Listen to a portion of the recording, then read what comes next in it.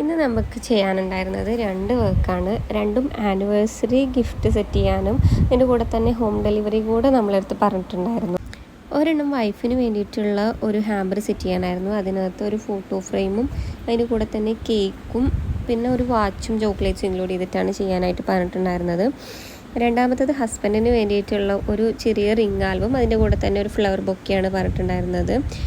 As usual നമ്മുടെ പേജിൻ്റെ back bone ആയിട്ടുള്ള രണ്ടുപേരും നമ്മൾ ഹെൽപ്പ് ചെയ്യാനായിട്ട് കൂടെ തന്നെയുണ്ട് വിത്ത് എൻ്റർടൈനിങ് പ്രോഗ്രാംസ്.